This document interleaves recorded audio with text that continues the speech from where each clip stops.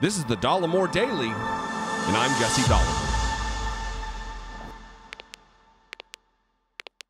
Yesterday at the hearing, the House Select Committee's hearing investigating the January 6, 2021 insurrection, the attempted coup, the failed attempted coup, the attempted overturning of a free and fair election, settled American election. The mechanism of democracy worked in this case. They didn't like the result, so they attempted to bring violence to the United States Capitol to overturn the election, to overthrow the United States government, to reinsert Donald Trump. And there was several things that came out that were really gripping and informational. One, something we already know, but hearing it from the mouth of a consummate conservative, somebody who's not a shrinking violet, Russell Bowers, who's the Arizona State Legislature's Speaker of the House. There's no way to really express just how much of a conservative this guy. He voted for Donald Trump not once but twice. He's lived his life. He's a Mormon. I mean, he's a deeply religious conservative Republican POS. Not a good guy. Oppresses gays. Wants to strip away women's right to choose. Not a good person. He's an oppressor. He's a fascist enabler. However, for some reason, he took his oath to the Constitution to protect and defend the Constitution of these United States against all enemies, foreign and domestic. He took it seriously in this particular case when Donald Trump wanted him to steal the election. He's not a rhino. He is a true Republican. And there were two clips I'm going to play for you here of him describing conversations with Rudy Giuliani.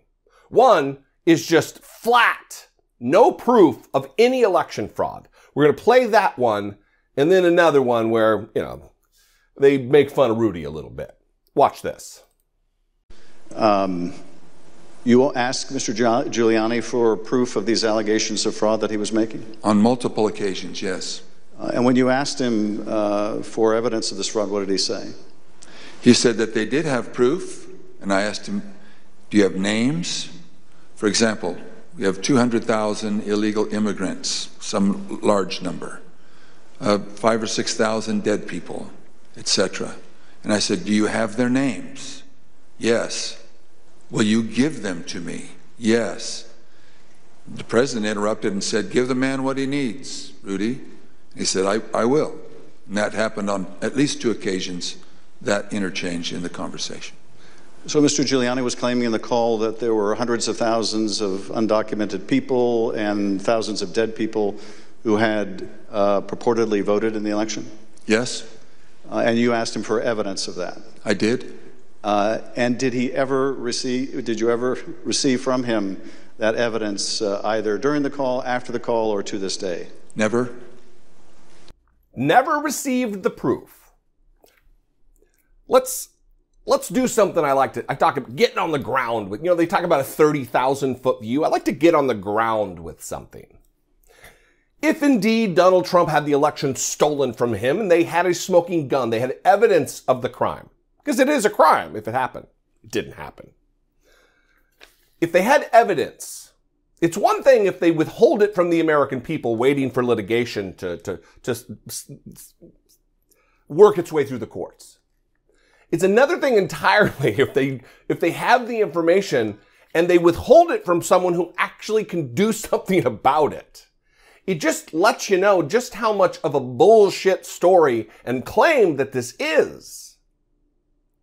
That they claim to have it. I've got 200,000 undocumented immigrants who voted in this election. 5,000 to 6,000 dead people just in Arizona. You got the evidence, Rudy? Oh yeah, I got the evidence. Russell Bowers, I got the evidence. Well, send it over. Let me look at it. On its way. Never sent it. Another conversation. Hey, do you have that evidence? I'd love to help you out if the election was stolen. We have to right this wrong. Didn't send it. Because there was no evidence. It is all lies. And in the second clip, you're going to see that Rudy Giuliani, when presenting all of this to these individuals who are in a position to help, it was, we don't have evidence, but we got a lot of theories. This is not how lawyering works in the court of law. This is not how it works. Well, we don't have any evidence of it, but I got a hunch. That's not how things work. Watch this clip. At some point, did one of them make a comment that they didn't have evidence, but they had a lot of theories? That was Mr. Giuliani. And what exactly did he say, and how did that come up? My recollection, he said, we've got lots of theories, we just don't have the evidence. And I don't know if that was a gaffe, or maybe he didn't think through what he said, but both myself and others in my group, the three in my group and my council, both remembered that specifically, and afterwards we kind of laughed about it. I understand the impulse to laugh at Rudy Giuliani. He's a hilarious, laughable clown character. That's coming from a clown. But it is serious. This was an attempt to overthrow the United States government by way of overturning this election. They all knew Donald Trump lost. They knew Donald Trump. They weren't under some misapprehension of the facts. They knew he lost, and they attempted to keep him in power anyway. Through the 7-part series, I did a full, long, 26-minute video about it, and then I also broke it into 7 pieces, so it's a little bit more easily digestible. That's all on the channel. You go to the video tab on my channel. Rudy Giuliani is a sinister character in American politics. Second only to maybe Donald Trump.